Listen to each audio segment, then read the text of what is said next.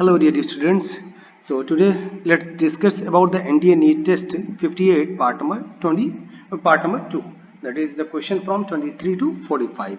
Here is the first question. In the first question, ratio of intensities in consecutive maxima in diffraction pattern due to a single slit. Okay, due to single slit, it is asking consecutive maxima in diffraction pattern. There are many things can be possible. Figure, value means angle, or what will be the formation of the angle, actual angle what will be. Okay, or how you can plot the maximum intensity, what is the first principal maxima and secondary maxima. These are the question can be asked from diffraction pattern. So here is first thing you have to remember, that is the formula. Intensity for the diffraction pattern can be defined as I is equal to I naught, or sometimes it is written by A, that is the amplitude. Okay, I is directly, intensity is directly proportional to amplitude ka square. Okay, sin alpha upon alpha ka square. This is the formula for the intensity in the diffraction pattern. For the maximum intensity, this value must be maximum. Okay, if this value is maximum, then I will be maximum, because I naught or amplitude is constant. So if amplitude is constant, means sin alpha upon alpha is variable. And at what value it will be maximum? You can say that sin 90 degrees maximum, sin 90 degrees maximum, that is 1. But what will be here? If you will put sine 90, then you will get the value in form of alpha. So what we will do, for calculating the maximum, we will differentiate it and get value of alpha is equal to tan alpha. So first thing you have to remember, that is not asked at here, but you have to remember the value of alpha is tan alpha. And how you will plot this figure? Now the value maximum intensity depend upon tan alpha. So here alpha will be 0, means if angle is 0 degree, then intensity will be maximum. First thing. Second thing, if alpha is equal to 3 pi by 2, if alpha is 3 pi by 2, then intensity will be maximum. In the same way, if alpha is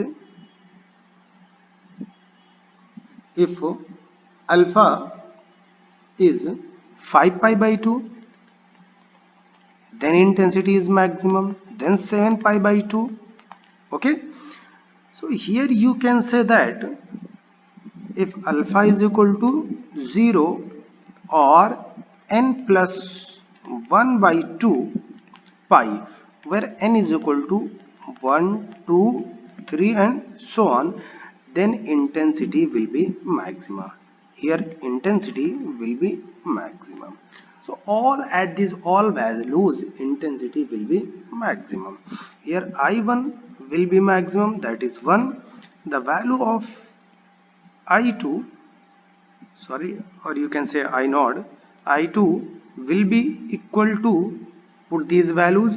If you will put these values, then you will get I naught sin alpha upon alpha, sin alpha at 3 pi by 2. 3 pi by 2 will be 1. Okay, hence you will get alpha square means this one. So 4 upon 9 pi square and so on, 4 upon 25 pi square and so on. Hence I1 is to I2 is to I3 is to, means ratio of the intensities, okay, will be equal to 1 is to 4 upon 9 pi square is to 4 upon 25 pi square is to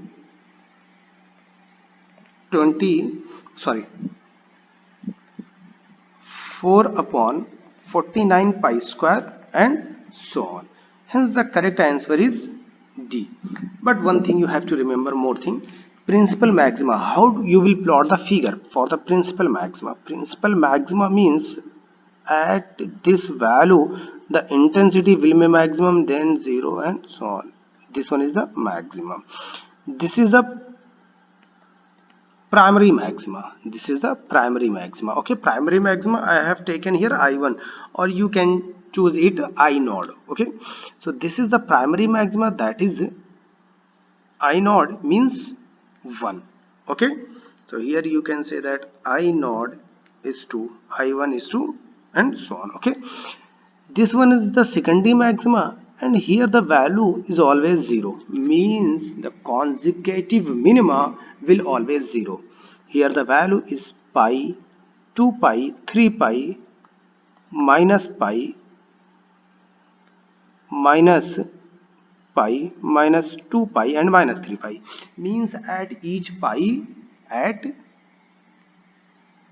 alpha is equal to n pi, I will be minimum, that will be equal to 0. Okay, one thing. So there are many things you can clear from here. And one more thing, how you will plot the graph of tan alpha. This is one of the most important thing that you have to remember, how you will plot the graph of tan alpha. So just remember that tan alpha can be plot something like this. Okay, this is the tan alpha. This is the graph of the constructive maxima, and this one is denoting alpha is equal to tan alpha. Here the value is 0, then value maxima means 3 pi by 2. So this one is 3 pi by 2, then 5 pi by 2, and so on. Okay, now moving towards the next question. Let's clear it. What is the next question? Two uniform wires of the same material are vibrating under the same tension if the first overtone of the first wire is equal to the second overtone of the second wire. So what is saying that F1 is equal to F2. F1 is equal to F2. Second overtone, radius of the first wire is twice of the radius of the second wire. Then the ratio of the length of the first wire to the second wire. It is asking what will be the value of L1 upon L2. Okay, while suppose that radius of first wire is R1 and suppose that radius of R2 is second wire is R2. Fundamental frequency can be defined as, for the first wire, fundamental frequency can be defined for the first wire is equal to 1 upon 2L under root tension upon mass, so T upon M. Okay, here mass can be defined volume into density, because all thing is given in the form of radius. So volume can be defined as, for the first one, pi r1 square into density. Hence this value will be equal to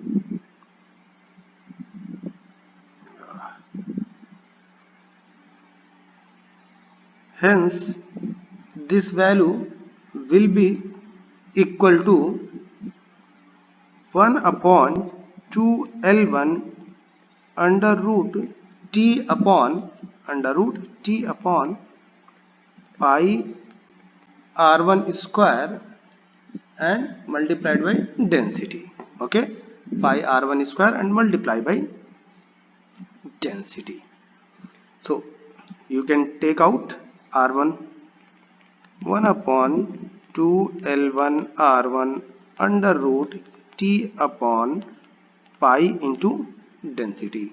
Okay, for the first overtone, according to the question, for the first overtone it has become twice, means F1 is equal to 2F, therefore it will be equal to 2F means 2 and multiply by this, so 2 upon 2 will be cancelled out. Hence 1 upon L1 R1 under root T upon pi rho. Okay, this is the condition for the first overtone. Condition for the second overtone, F2 will be equal to, you know that, 3 by 2 F. Okay, therefore 3 by 2 F. So now let's put the value of second overtone. Hence you will get 3 by 2 pi, sorry, and really sorry,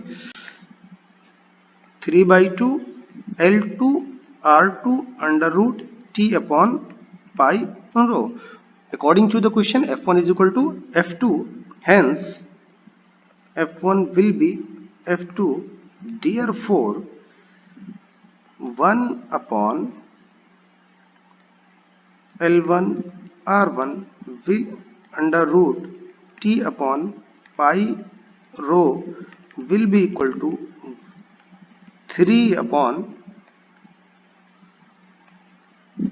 3 by 2 L2 R2 under root t upon pi rho. Pi rho will be cancelled out and L1 upon L2. Therefore, L1 upon L2 will be equal to L1 upon L2 will be equal to 2 by 3 R2 upon R1.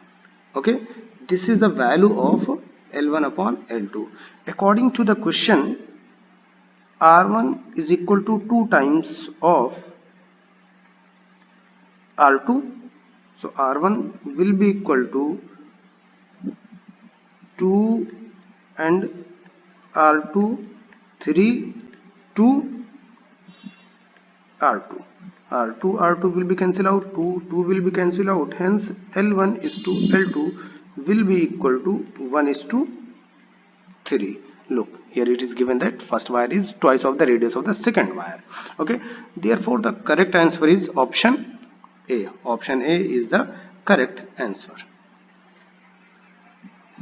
What in the next question? In the next question, the potential energy of a system increases if work is done. Okay, first thing you have to remember, work done can be increased for the potential energy only in the case of conservative force.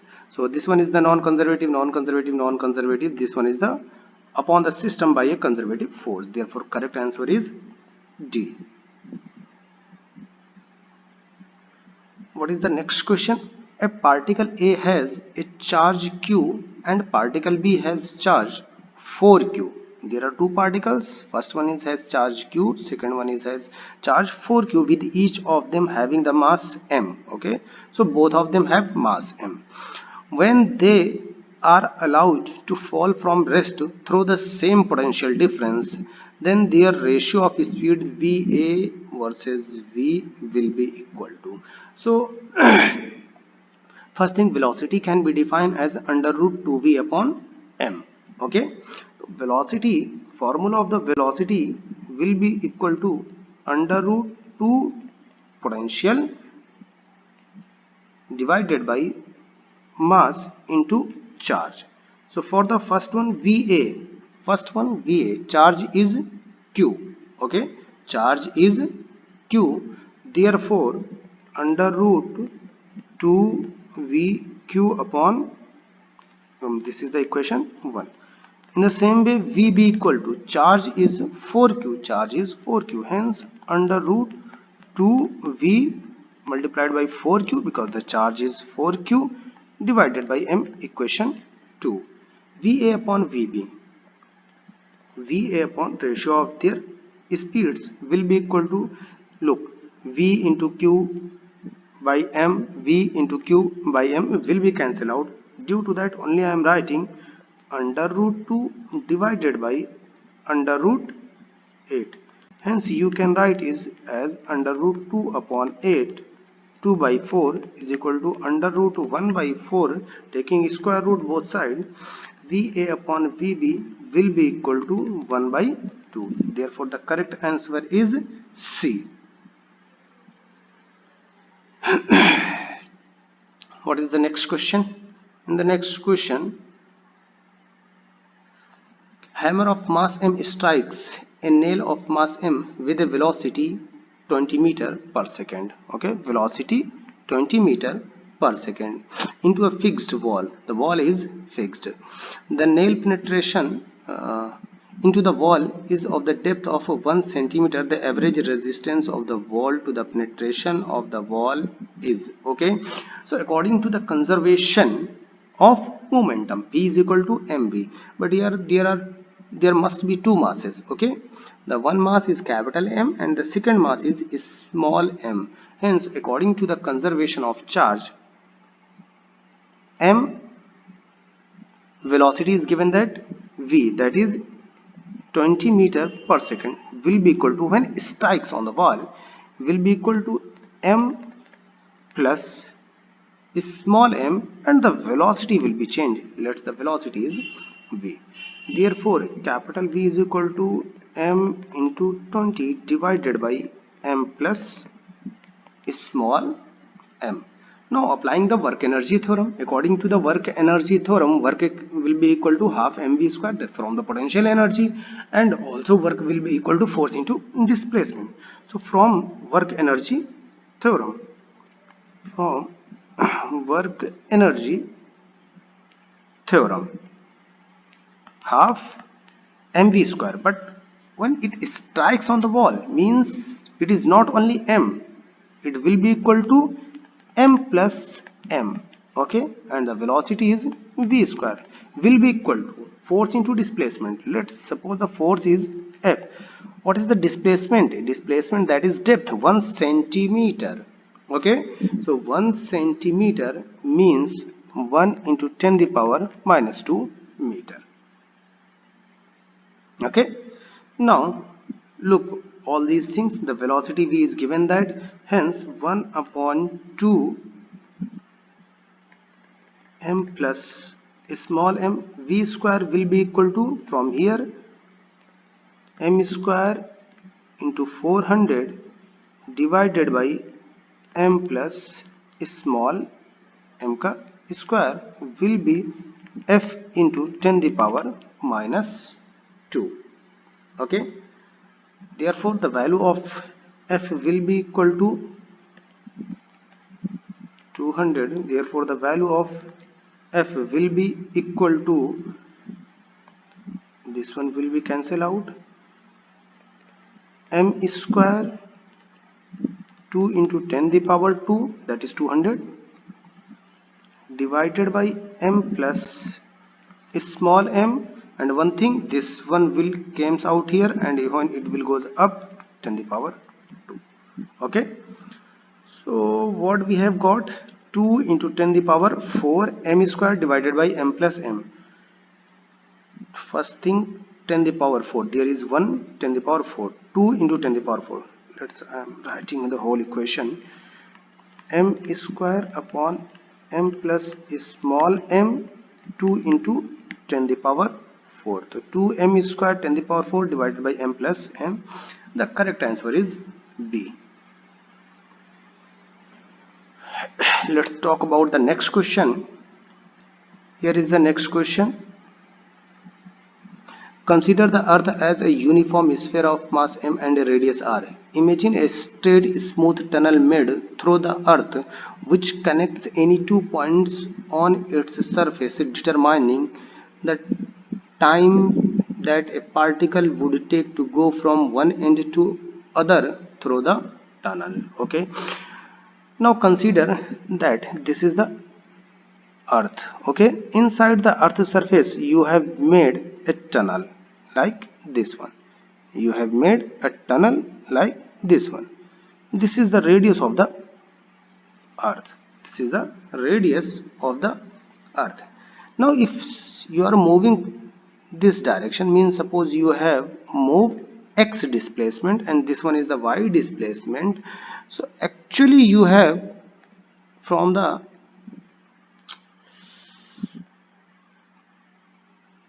r distance, okay, making an angle theta. Now one thing, from the center towards O, f can be defined as means force. First thing you have to remember, force can be defined as mass into acceleration. So according to x displacement, force will be only along the x component, so fx is equal to mx. But from the gravitational law, f is equal to g, mass of the earth, mass of the object, divided by r square. But inside the earth surface it will be r upon r cube. Okay, according to question, the force along the x component will be fx. It will be equal to fx. Fx, you know that, as you have to remember, Vx is equal to V sine theta. So the force along the x component, actually the force is applying towards this direction, but you have to find out the force along the x component. Hence Fx is equal to F sine theta, and you are applying opposite force. Due to that, Fx is equal to minus F sine theta. Now from this figure, sine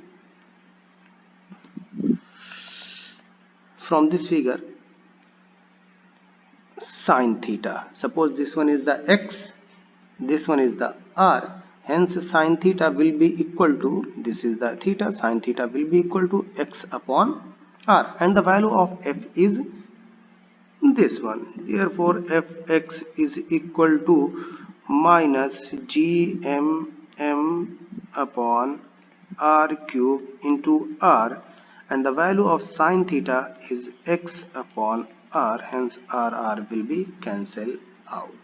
So from here you can say the force is directly proportional to displacement, means this value fx is directly proportional to minus x, and we know that force is equal to mass into acceleration.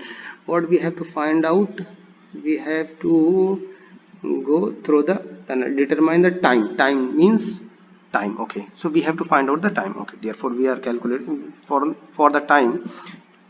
T is equal to 2 pi under root L upon g, but here distance is x and not gravitational acceleration applied along the x component, therefore ax.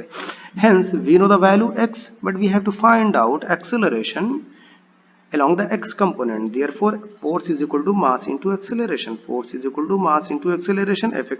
mass into x. Therefore max, suppose this is the equation 2, this is the equation 1, comparing both, you will get minus gmm upon r cube into x. Hence ax will be equal to, neglecting the negative sign, gmm upon r cube into x. Therefore t will be equal to 2 pi x divided by ax. Ax means gm upon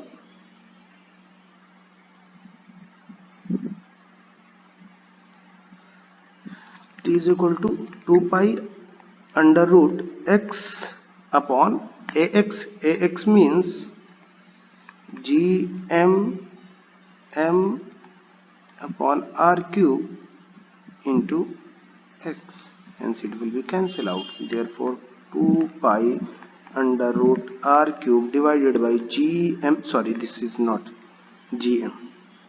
Therefore the correct answer is option.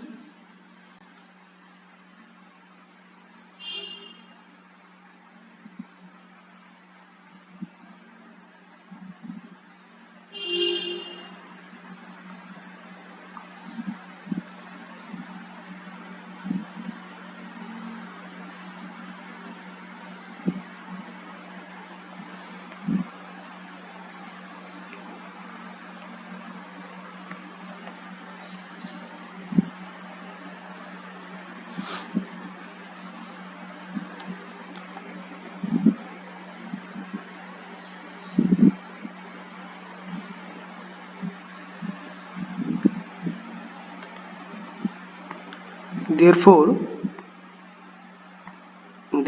t is equal to 2 pi under root L upon g, that is x upon ax.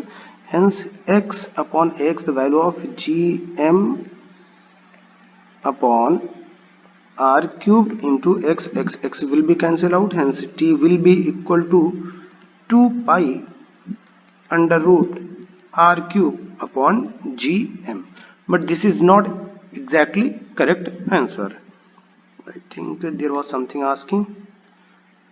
Consider the earth points on surface, determine the time the particle would take to go from one end to another end. Okay, so it is going to one end to another end, means the time taken to complete, for completing one revolution is t, therefore for completing half revolution is t by 2, therefore time t is equal to t by 2, therefore 2 pi upon 2 under root gm upon r cube, 2 will be cancelled out, hence pi under root gm upon r cube.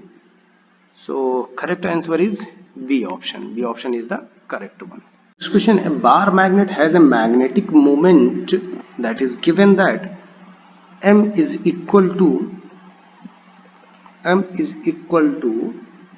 10 ampere meter square. Okay, bar magnet. If magnetic length is 5 centimeter, its pole strength is, therefore L is equal to, given that 5 centimeter, which will be equal to 5 into 10 to the power minus 2 meter. Now it is asking poles. You have to find out magnetic field per unit length divided by L. Hence 10 upon 5 into 10 to the power minus 2, therefore m is equal to 2 into 10 to the power 2. So 2 into 10 to the power 2 means 200 ampere meter. First option is the correct one. In the next question, a potentiometer experiment, the null point is obtained at a particular point for a cell on potentiometer x centimeter long.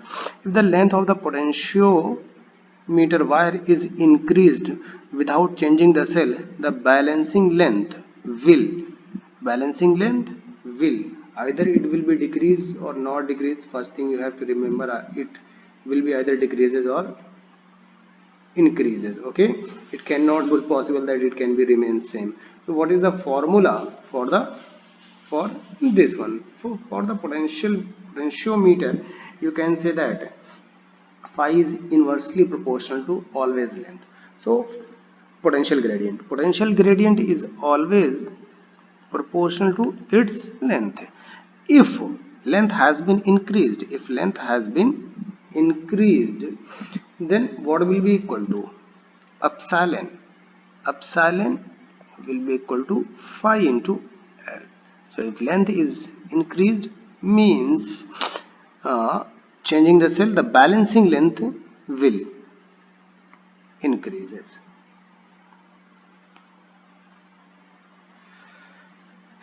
A uniformly round solenoid coil of self-inductance 1.8 into 10 to the power minus 4 Henry and resistance 6 ohm is broken up to into two identical coils, means it is divided into two forms. So 1 by 8 divided by 2, and this one will be 6 by 2. Okay, these identical coils are then connected in parallel across a 12-volt battery of negligible resistance. The time constant for the current in the circuit is, the formula of the time constant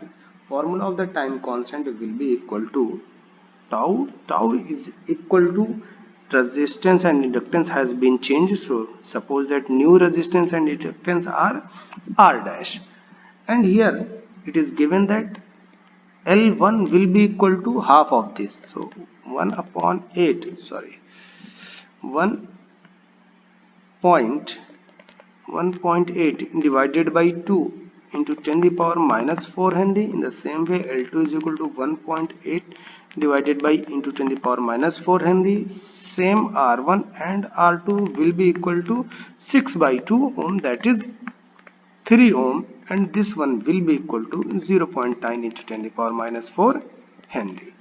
Okay, these are connected in parallel, therefore L will be equal to, here I have chosen L dash, so L dash will be equal to, for the parallel series, it will be equal to L1 L2 upon L1 plus L2.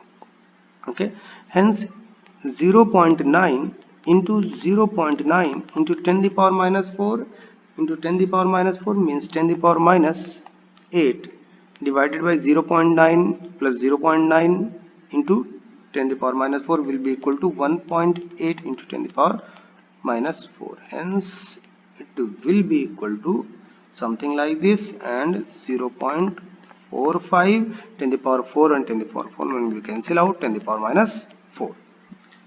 Resistance R dash for the parallel combination will be also equal to 1 upon R1 plus 1 upon R2. Hence R1 R2 divided by R1 plus R2. R1 R2 divided by R1 plus R2 will be equal to 3 into 3 9, 3 plus 3 is 6. Therefore 3 to the 6, 3 3 is 9. Hence it will be equal to 1.5 ohm. Therefore time constant will be equal to 0.45 into 10 to the power minus 4 divided by 1.5. Point will be cancelled out. Hence it will be equal to, the value of this will be equal to 1.15 into 4.5 will be equal to 0.3 into 10 to the power minus 4. Therefore correct answer second. Correct answer is C. In the next question, two identical metal plates are given positive charge Q1 and Q2. Here Q1 is greater than Q2 respectively. If they are now brought closer together to form a parallel plates capacitor with capacitance C, the potential difference between them. Therefore, the potential difference between them can be defined as E into D. Hence, there are two different charges. Therefore, electric field intensity will also be different. E1 will be equal to Q1 upon 2 epsilon naught A Q1. In the same way, E2 will be equal to Q2 upon 2 epsilon naught A. Here Q1 is greater than Q2. Q1 is greater than Q2 means E1 is greater than E2. Hence net electric field intensity, these are the opposite charges, will be equal to E1 minus E2. So E1 minus E2 will be equal to Q1 minus Q2. Both are the same. Due to that LCM will be same. Hence 2 epsilon naught A. Okay. Now therefore V will be equal to E into D.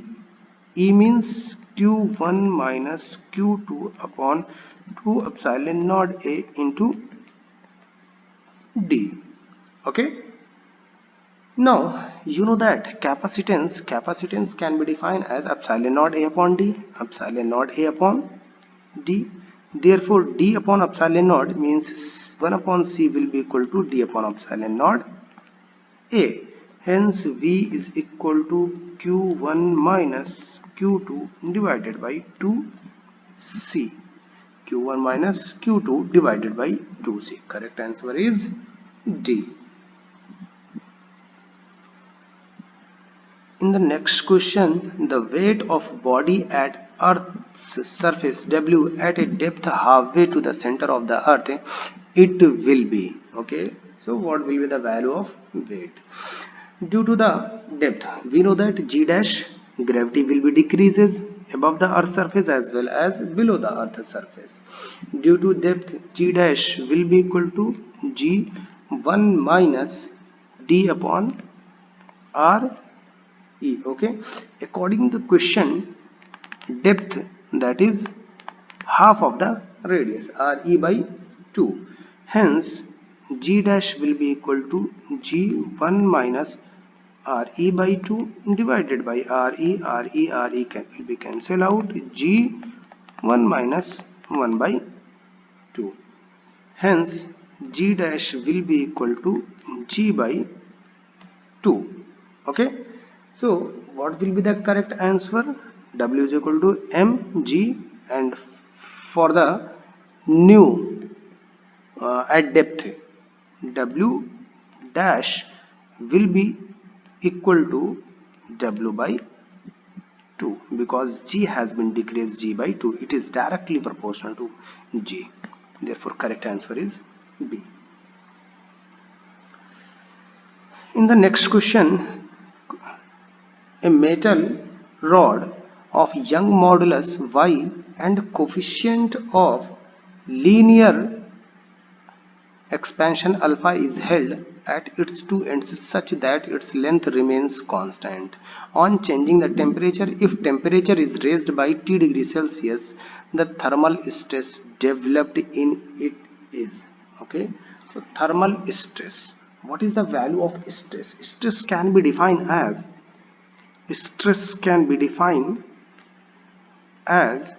Young modulus into strain, and strain can be defined as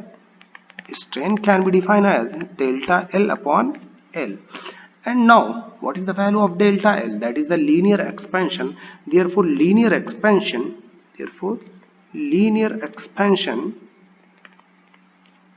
delta L is nothing but alpha L delta T. In the same way, volume expansion and area expansion will be equal to delta A beta A into delta T, and in the form of volume expansion delta V will be equal to gamma V into delta T. Okay, now stress will be equal to y into strain means delta L into delta L upon L. Hence delta L is equal to alpha into delta T. Therefore stress will be equal to y alpha L delta T upon L. Okay, alpha will be cancelled out, hence it will be equal to y alpha delta T, but here it is given in the form of T, that is delta T is equal to T. Hence stress will be equal to y alpha T. This is the correct answer. Therefore C option is the correct one. Here is next question. In the next question we have a thermodynamical system undergoes cyclic process A, B, C, D, A as shown in the figure. Work done by the system is. Okay, work done by the system. This is very easy question. So work done by the system, here you can see that a object has start moving. It goes from A to B, C, D, then reach to A. But if you will consider only this one, if you will consider only AODA, then here the process is clockwise. Okay, but if you will consider BCOB, then the process is here anti-clockwise.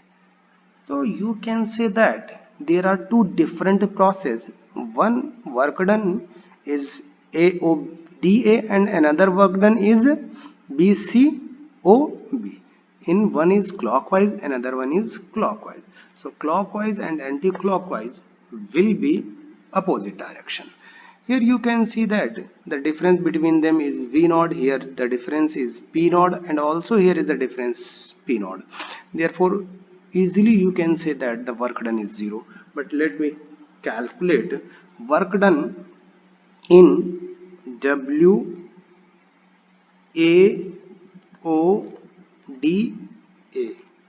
will be equal to, it is the cyclic process, so we will consider it positive. Area of triangle AOD,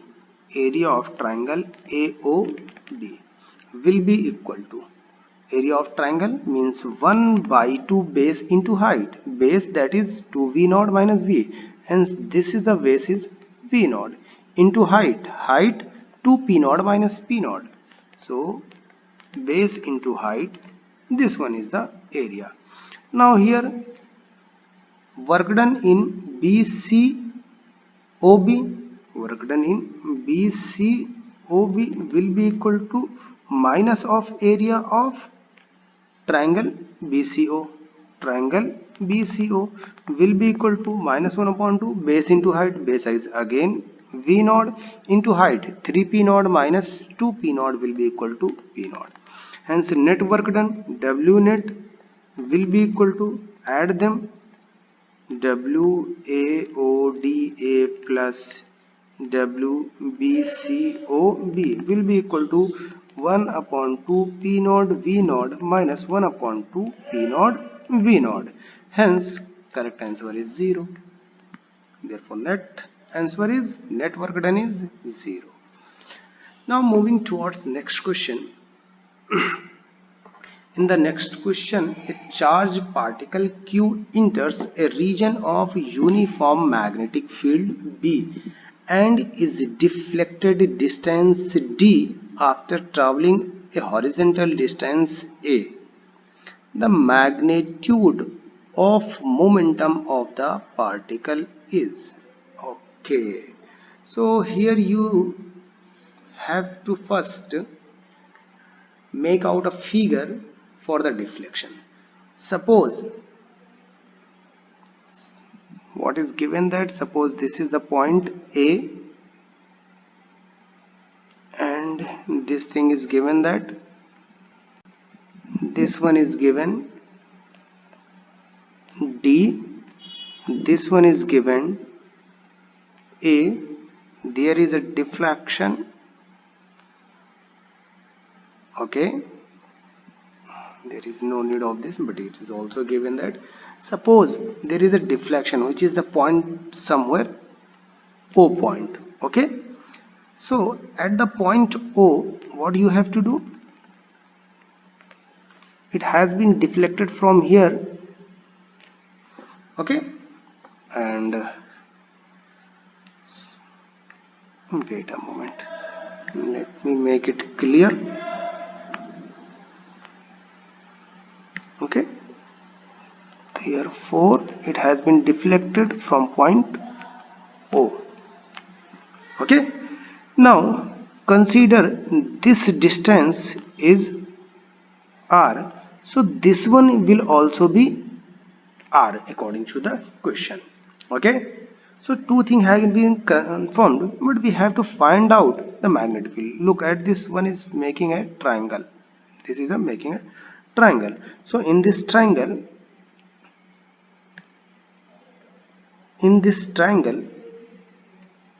this is R. Okay, but what about this distance? If we will subtract D from R, so this one is nothing but R minus D. Okay, and the base is A. Now you can say that this is the point A, this is the point B, this is the point A. So in the triangle AOB, we have to find out the deflection. Deflection means you can find out the momentum. So for finding out the momentum, that is P is equal to M into V. Therefore, we will calculate the magnetic field, that is in the form of momentum QR into B. So for finding out the magnetic field, we will first find out the radius. So it is most important thing, it is radius. Due to that we are making all these triangles. Now here you can say that R square, this one R square is equal to base chi square plus perpendicular chi square. So the base is A square plus perpendicular square means R minus D ka whole square. R minus D ka whole square. This one is the value of R square. This is the R square. Now after solving you will get R square will be equal to A square plus R square plus D square minus 2 RD. Okay, so what you will get, R square will be cancelled out, hence small r will be equal to 2RD, that is A square plus D square divided by 2D. This is the value of R. Okay, or you can say that 1 upon 2 A square upon D plus D square upon D means it will be only D. This is the value of R. Now We know that F is equal to force applying F is equal to mv square, and in the form of magnetic field F is equal to qvb sine theta. Now consider that this one is the perpendicular, due to that theta is 90 degree, hence mv square upon r will be equal to mvb sine theta. Theta is equal to 90 degree. This one is the 90 degree, making an angle 90 degree. Okay, now therefore v will be cancel out, v sine theta is equal to 1, hence mv upon r is equal to m into b. I am very sorry, qvb sine theta, qvb sine theta, qvb sine theta.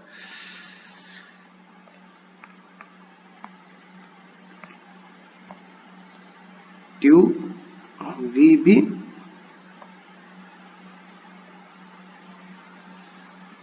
sine theta, qb. Okay, hence mv upon r is equal to qb. The value of qb is mv upon r. Now momentum can be defined as p is equal to qrb. That is, or you can say that momentum can be defined as p is equal to mv. Momentum can be defined also as qmv, or you can define it in the form of magnetic field qrb. Therefore we have calculated the value of r, hence it will be equal to q. The value of r is 1 by 2 a square upon d plus d into the magnetic field b. Okay, therefore q into b will be equal to mv upon r. Therefore you can say that the value of p will be equal to mv is equal to qrb, and this is momentum. Okay, there should be no confusion. Therefore p is equal to 1 upon 2 qb a square upon d plus d. Therefore correct answer is option A. This one was a difficult question, hence correct answer is A. Now moving towards next question. Hope so this one will be easy. So in the next question, an aeroplane diving at an angle 53 degree with vertical release a projectile at an altitude of 730 meter. The projectile hits the ground 5 seconds after being released. The speed of the aircraft is, okay, the speed of the aircraft. So from the projectile motion you can say that y, yani ki displacement along the vertical component, y is equal to vy t minus half gt square. The displacement along the y component is also negative, therefore vy is equal to minus of v naught cos theta, hence y is equal to minus v naught t into cos theta minus half gt square, square. Now what is given, that what you have to find out the value v naught. Okay, hence v naught t cos theta will be equal to y minus half gt square. Therefore v naught will be equal to y minus half gt square divided by t cos theta. Okay, now everything is given, that theta is equal to 53 degree, y is equal to minus 730, and after putting all these values you will get 202 meter per second. This one is the correct answer. In the question paper you will find out the value of cos 53 degree. In the next question, a man of mass 60 kg climbed down using an elevator. The elevator had an acceleration of 4 meter per second square. If the acceleration due to gravity is 10 meter per second square, the man's apparent weight on his way down is the man apparent weight means W is equal to mg dash. Apparent weight means mg dash. What will be the value of g dash? G dash is nothing but g minus a. G minus a, that is 10 minus 4 will be equal to 6 meter per second square. Hence 60 g dash is 6 will be equal to 360 Newton. So correct answer is 360 Newton. In the next question, FPP, FNN and FNP are the nuclear forces between proton, neutron and a neutron proton respectively. The relation between them is, okay, so here is the force between proton, neutron and neutron proton. You can say that there is force between them will always be equal, because here there is no electron. So force due to the proton means it is positive. Neutron means neutron do not have any charges. Neutron proton do not have any charges. Due to the fact, due to all these things, force will be equal. But if there will be applied electron, so force will be changed. Moving towards next question, a body is vibrating simple harmonic motion with an amplitude of 0.06 meter and a frequency of 15 hertz. The maximum velocity and acceleration of the body is, okay, maximum velocity, what is given, that amplitude a is equal to 0.06 and the frequency is given that f is equal to 15 hertz. First thing, velocity will be equal to angular velocity into amplitude, and omega is equal to 2 pi f. Due to that, 2 pi f into a. Hence 2 into 3.14 into 15 into 0.06. This is the velocity. Now what is the acceleration? Acceleration is equal to omega square a will be equal to 4 pi square f square a. Hence a is equal to 4 into 3.14 into frequency 15 ka square into 0.06. okay, multiply all these things, you will get v is equal to 5.65 velocity meter per second. okay, and what about the acceleration? That is, it will, okay, therefore the correct answer is D. D1 is the correct answer.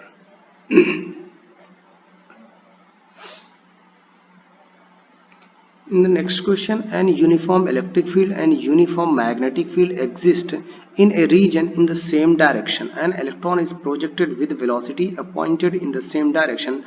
Then the electron will be, okay, then the electron will be, if you are not changing the direction, therefore not will be deflected. But what about its speed? Its speed will be decreases. Its speed will be decreases due to the opposite direction. Okay, C option is the correct. What in the next question we have? In the next question we have terminal velocity. So moving towards the next question, that is the terminal velocity. Terminal velocity of a spherical object varies with the radius of object r is. So terminal velocity v is directly proportional to r square. Means, so r square means exponential formation.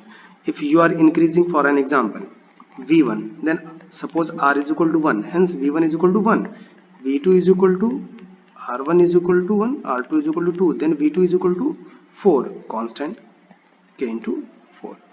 Similarly, R3 is equal to 3, then V3 is equal to K, R3 square means 9. So how do we increase?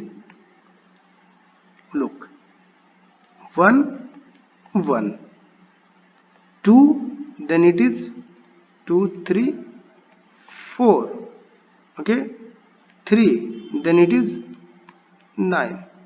So how you can say that it is increasing?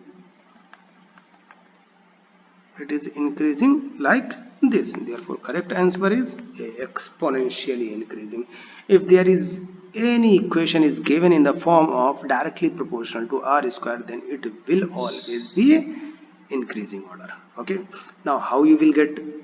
Suppose if there is any inversely proportional, that will also be exponential but in decreasing order. What is the angle of incidence for an equilateral prism of refractive index under root 3 so that the ray is parallel to the base inside the prism? Okay, we know that refractive index can be defined as mu is equal to sine a plus delta m divided by 2 divided by sine a by 2. What is given? That angle. Okay, we don't have any angle. So what is the angle of incidence of equilateral prism? Equilateral prism means the angle theta is equal to 60 degree. Hence mu is equal to angle is equal to 60 degree. Hence sine 60 plus delta m by 2 divided by sine 60 by 2 means sine 30 degree. Sine 30 degree means sine 30 degree means 1 by 2. Okay, and the value of mu is under root 3. Now I will solve here. Under root 3 cross multiplied sine 30 means into 1 by 2 is equal to sine 60 plus delta m divided by 2. Under root 3 by 2. Under root 3 by 2. Under root 3 by 2 will be equal to sine 60 degree. Hence sine 60 degree will be equal to sine 60 plus delta m divided by 2. Taking uh, anti sign means 60 plus delta m by 2. 60 plus delta m by 2. 60, okay, it has 60 is equal to 60 plus delta m by 2. 120 will be equal to 60 plus delta m. Therefore delta m will be 120 minus 60 will be equal to 60 degree. Okay, therefore correct answer is C option. In the next question, a sphere of mass m and radius r rolls on a horizontal planes without slipping with the speed u. Now if it rolls up vertically, the maximum height it would attain will be. For the maximum height we will apply conservation of energy. Therefore kinetic energy means half mv square, or you can say that initial energy half mu square, and moment of inertia, so translational or rotational energy. So kinetic energy half m initial velocity u plus translational energy, it will be equal to 1 upon 2 I omega square. Okay. Now what is the value of I? What is given? That horizontal sphere. Okay, so for sphere moment of inertia, will be equal to 2 upon 5 mr square. Hence 1 upon 2 mu square plus 1 upon 2 into 2 by 5 mr square omega square u square. Okay, mr square omega square, sorry not u square, omega r square. Okay, now mr square omega square, this is the kinetic energy. But you know that u is equal to v is equal to r omega, therefore u is equal to r omega. Hence it will be equal to 1 upon 2 mu square plus 1 upon 2 into 2 by 5 u is equal to r omega mu square. Now then from the conservation of energy, you can say here what is the value of mu square common? So 1 upon 2 plus 2 upon 10 is 5 upon 10. 5 plus 2 will be equal to 7 upon 10 mu square. Okay, from the conservation of energy, conservation of energy means potential energy mgh will be changed into rotational energy or kinetic energy, that will be equal to 7 by 10 mu square. Will be cancelled out, hence h will be equal to 7 upon 10 u square upon g. Therefore correct answer is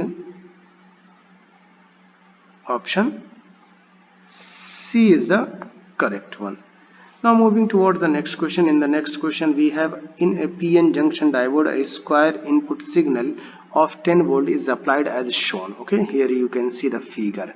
The output signal across R will be equal to, so the output signal across the R will be equal to, here you can say that this one will be the output signal, hence the option A is the correct one, 5 volt. Okay, so thank you.